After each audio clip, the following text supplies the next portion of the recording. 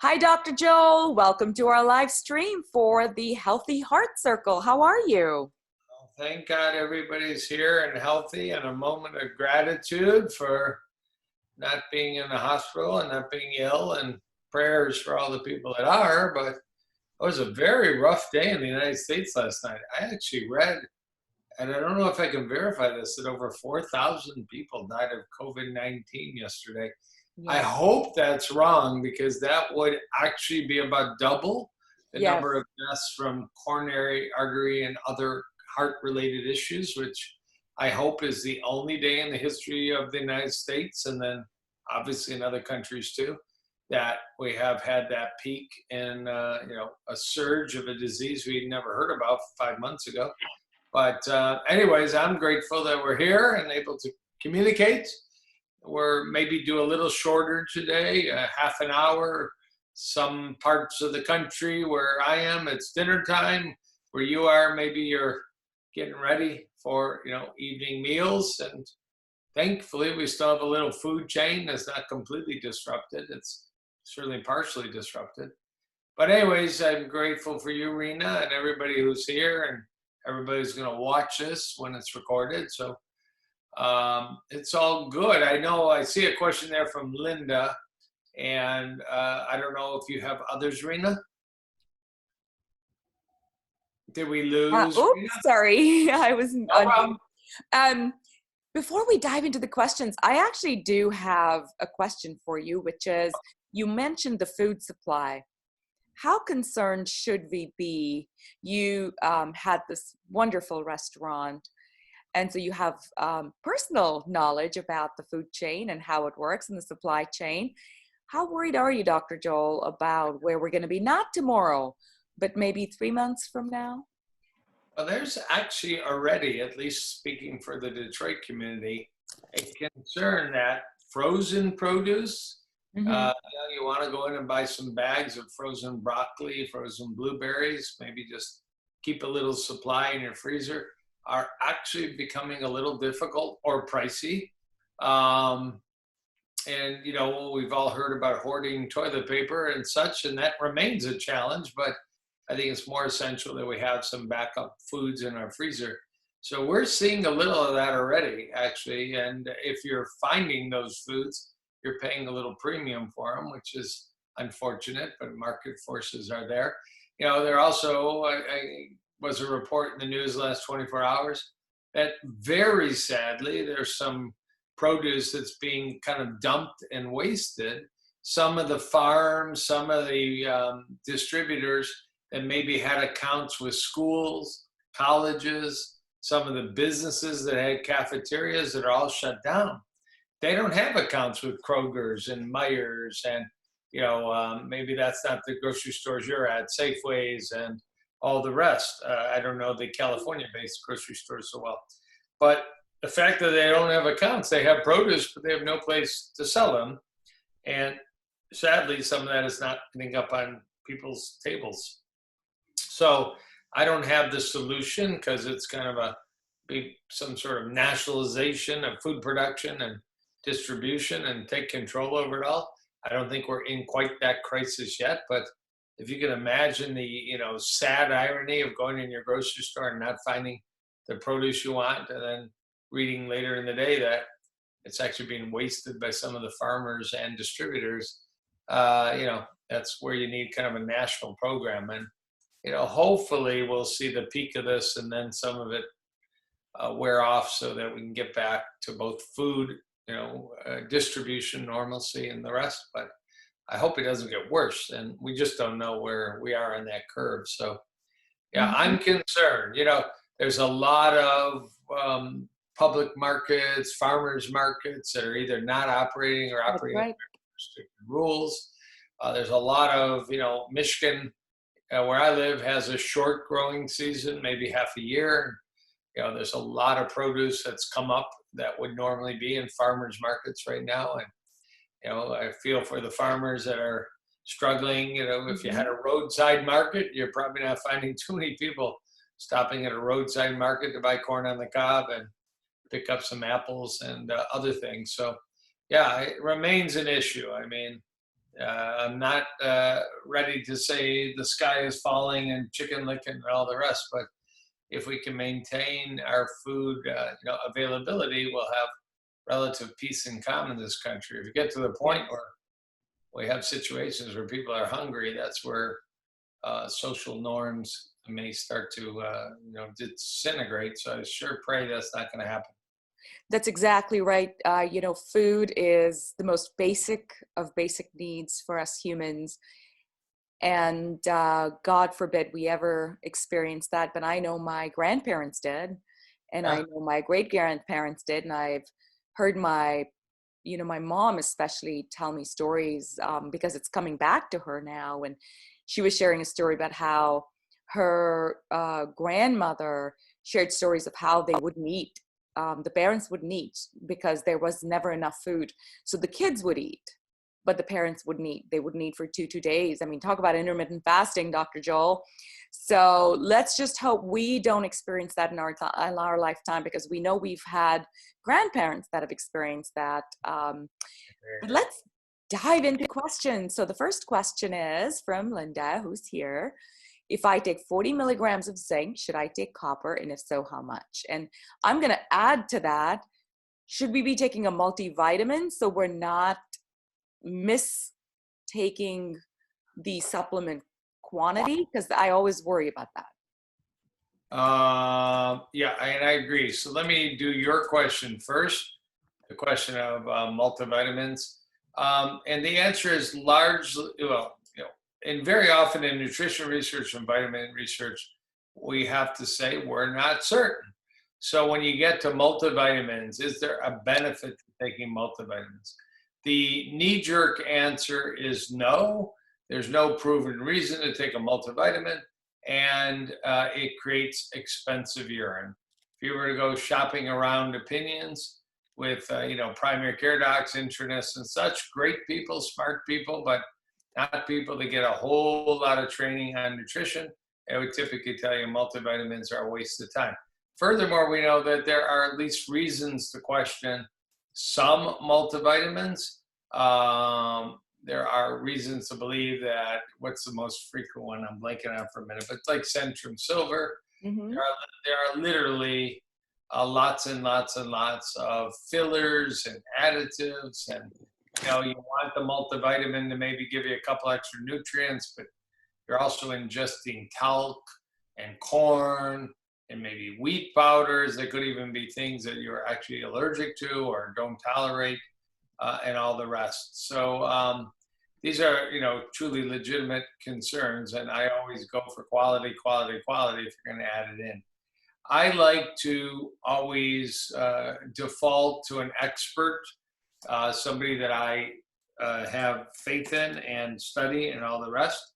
And that is, in this case, Dr. Walter Longo, the University of Southern California professor of nutrition, about the most funded nutrition expert in the world from the NIH and other places. If you don't know Dr. Longo, you really want to read the book Longevity Diet. And in his book, he talks about the fact that we're not certain if there's value to a multivitamin, but in all of his research and in all of his experience for 25 years in some of the most advanced nutrition research, his synthesis, and you might say, I could have come up with that. His synthesis is that maybe take a multivitamin every 2 to 3 days. That it might cover the possibility that you have a kind of a micronutrient or mineral deficiency. It might be zinc, it might be magnesium, it might be calcium. It might be boron if you're taking an interesting mineral-based multivitamin, or strontium. These are some of the micronutrients that may be important for bone health and such. So that's an interesting solution. I actually teach my patients that very often. Why don't you take a good quality multivitamin?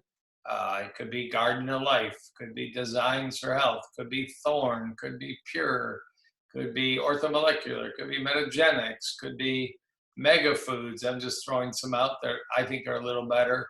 Their absence of as many fillers and additives and all the rest. But nonetheless, it might be a little better. to maybe upgrade and take it less frequent. Therefore, the cost doesn't really turn to much of a problem. So I think that's reasonable, actually, unless there's an obvious nutritional deficiency. There again, the idea that multivitamins just create expensive urine. There was a review article about a year and a half ago by a very prominent researcher in Toronto, David Jenkins, MD. David Jenkins, MD, is the researcher that basically identified the glycemic index and the glycemic ratio and some very fundamental things that are used to explain how foods react in our body. He did a review, and you could read the review and say, aha, there really isn't much benefit to multivitamins in his overall study. But when you dug down on it, B complex vitamins, a B complex vitamin will have B12, B6, folate, sometimes a few other of the Bs. They actually showed a survival advantage, which is a pretty important thing to measure. So I'm still in favor of a multivitamin maybe 2 or 3 times a week. You might check if your multivitamin has some zinc. Very, very few of your multivitamins will have copper. Some do, most don't. So in terms of this question, in terms of copper, it's a trace mineral. It does have important functions in the body. I mean, zinc is an antioxidant. Zinc is involved with our DNA. Zinc is clearly involved with wound healing. Zinc is involved with wound irritation, and it's also about immune function. And if you have no zinc in your diet, which would be eat no seafood, eat no seeds like sesame seeds, pumpkin seeds, and such, you could end up zinc deficient. There's a blood test for it. Some of the symptoms of zinc deficiency can be memory issues, wound healing issues, depression issues, skin lesion issues, hair loss, a lot of things. It's frankly pretty easy to ask your primary care doc, can you measure my zinc level? Copper deficiency isn't quite as common. In fact, there's diseases of copper excess.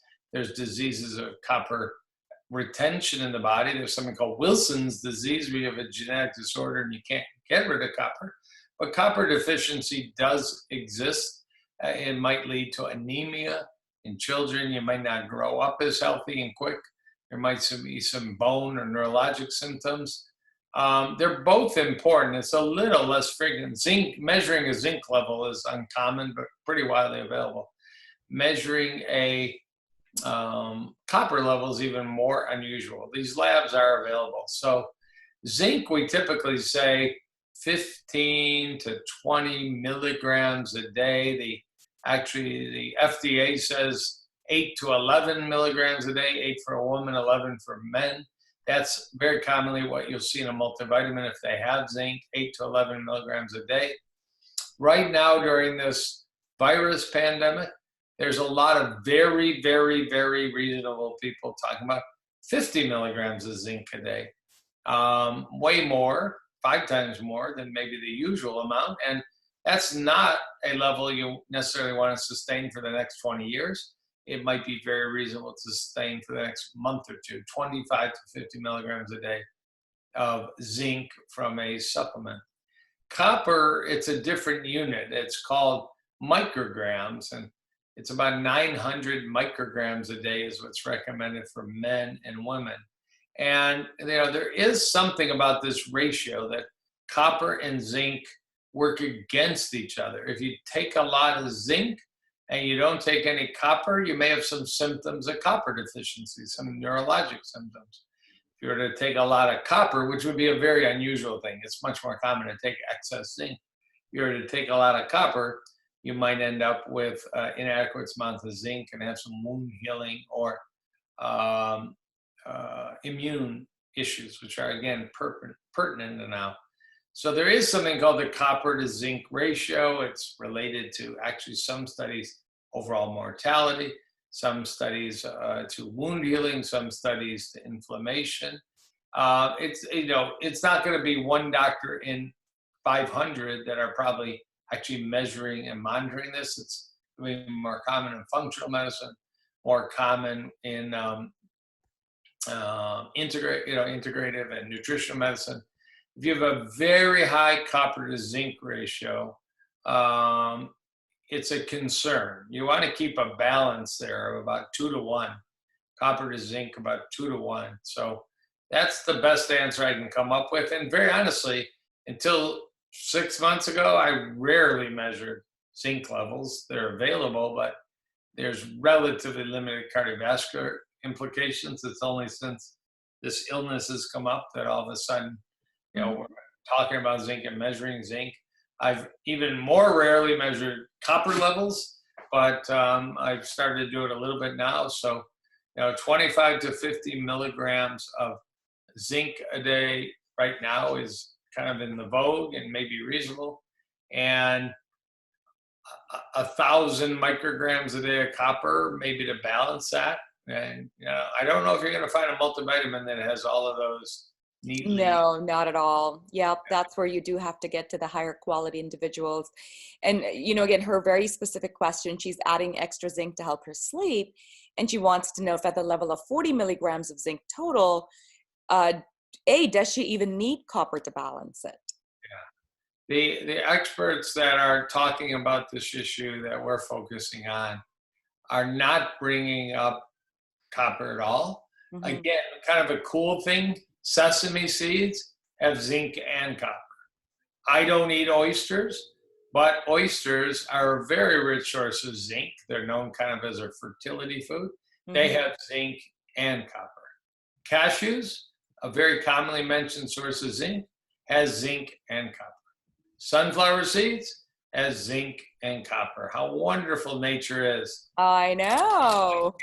Just to, mimic, what nature has already done for us. Many of the beans, navy beans, white beans, have zinc and copper. So I would focus on that. And I'll just repeat that. Sesame seeds, sunflower seeds, cashew nuts, beans, most kinds of beans have a real nice ratio built in nature of zinc and copper. So that's where I would go to. Fantastic.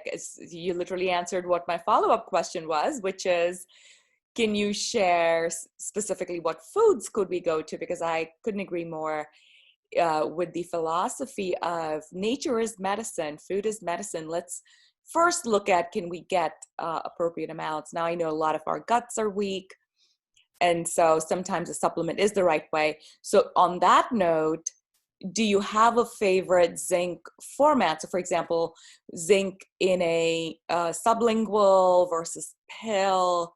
What is your preferred method? Yeah, you would have asked me 3 months ago. I didn't carry zinc in my office. I had a couple multivites that had it in there. I was aware of it, particularly in some vegans. There's an issue about zinc because we don't eat oysters and we don't eat, clams and such that can be rich in zinc. It's all come on recently. The one from my reading is zinc oxide. And sometimes you think about that as a sun blocker. If you find a tablet of zinc oxide, don't buy it.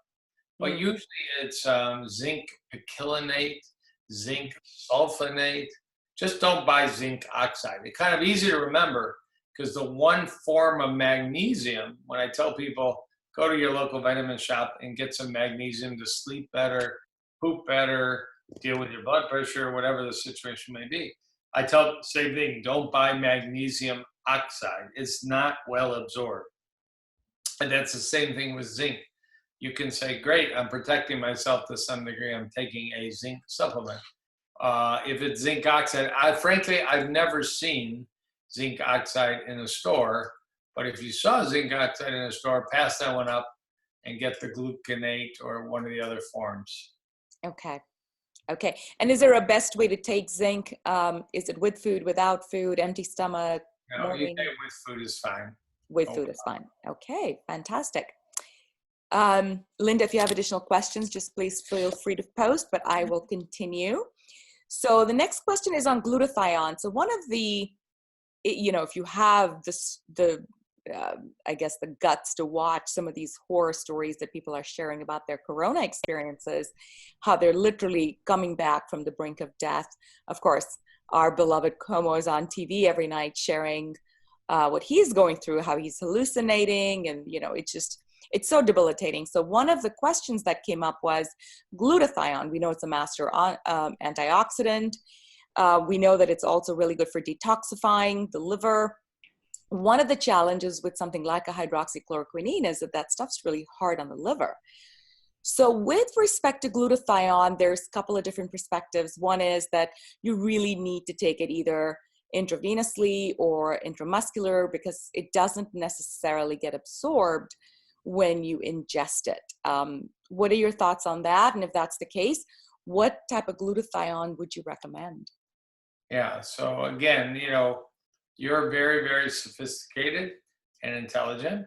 And, most people, it would almost be a funny episode for a late night, TV show, stop people in the street and say, what is glutathione?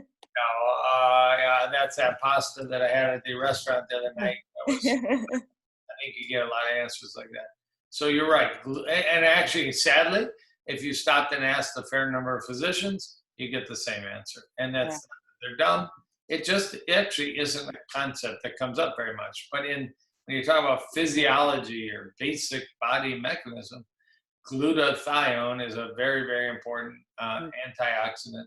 So you're breathing polluted air, you're drinking toxic water, you got some plastics in your food, you've got some mercury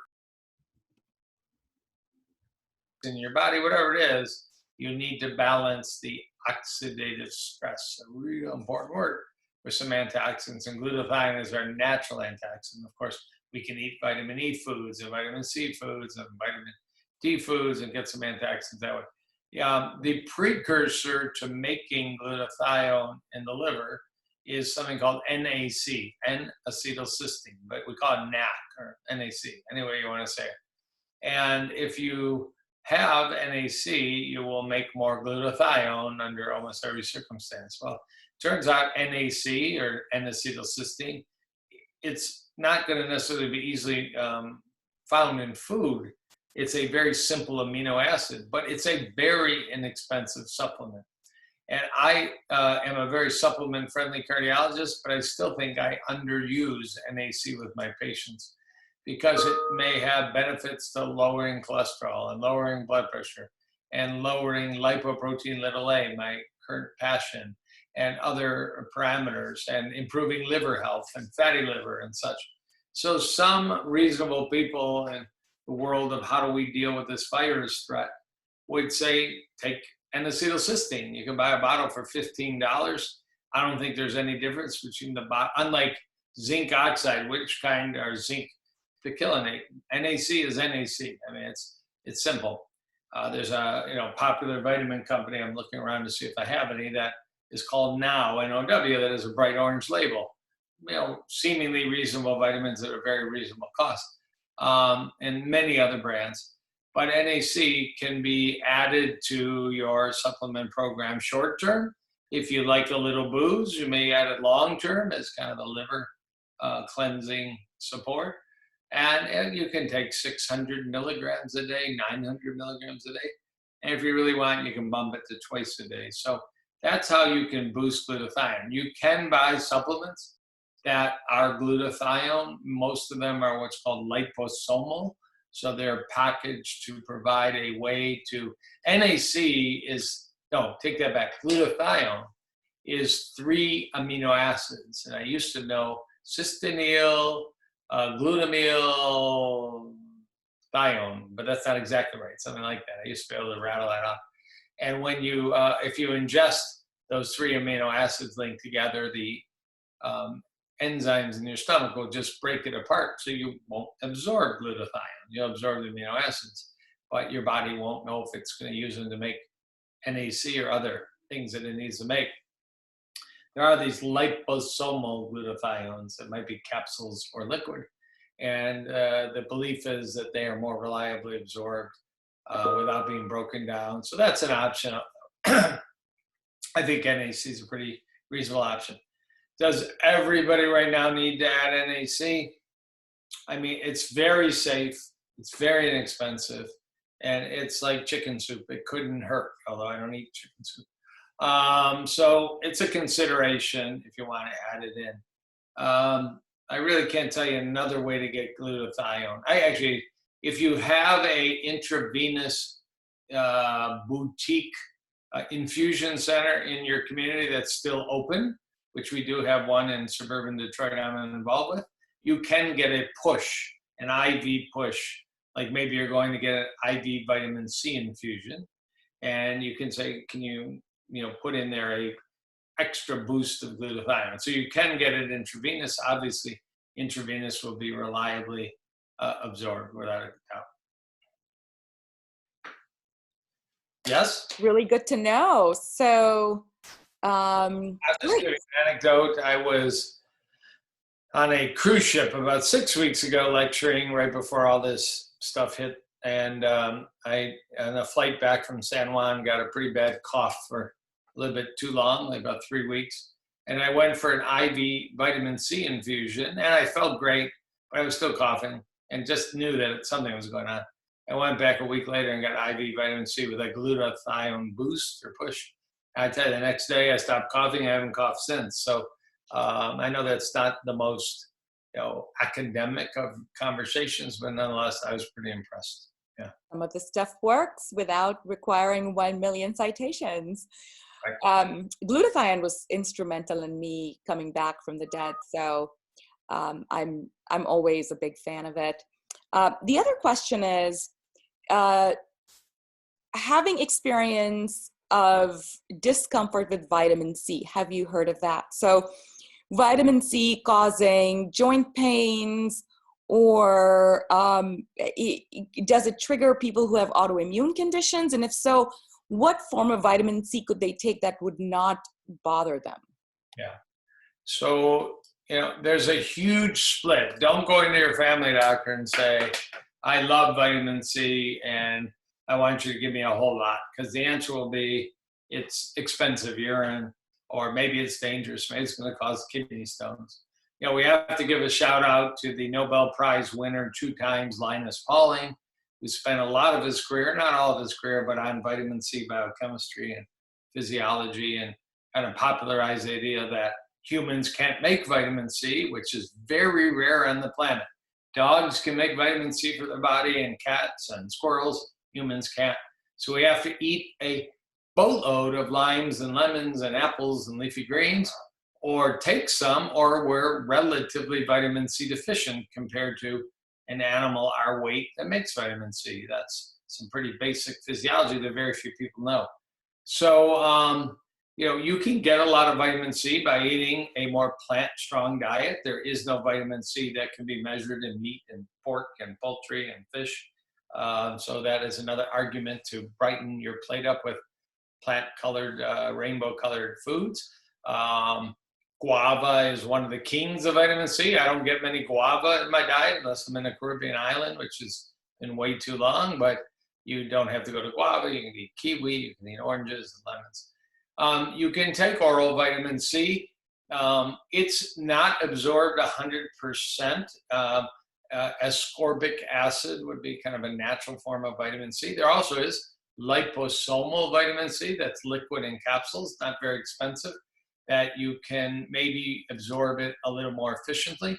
The argument is, let's say you're taking 500 milligrams of vitamin C 3 times a day, 1.5 grams a day, which in the world of Linus Pauling is not very much. In the world of a family doctor is a lot. You're not going to necessarily absorb all 500 milligrams. You might absorb, in the course of a day, 1,000 milligrams of the 1,500 milligrams you took. And then if you double it to 3,000 milligrams a day, you're not going to absorb 3,000 milligrams, but instead of 1,000, maybe you'll absorb 1,500 milligrams. You do absorb more the more you take, and you need to split it up a little bit. Your gut can only absorb so much at a time. The most reliable way to get vitamin C, other than liposomal liquid or capsules, is to do it intravenous. And intravenous is very safe. It doesn't burn. It's quite cheap. It's been used kind of outside the standard medical system. There's not too many standard medical protocols that use vitamin C, but some integrative cancer programs and such use it. It's not, again, going to be approved by most oncologists, but it's very safe. If you get to very high doses, and I'll say 20 to 25 grams, I just was talking about 1,000 milligrams or a gram a day, now 20 to 25 grams. You go much above that, there's a very rare side effect of vitamin C called G6PD deficiency. And if you inherited G6PD deficiency and you get a very large dose of IV vitamin C, you can develop what's called hemolysis, or your red cells can start to break up. So I'm involved in an IV infusion center in suburban Detroit.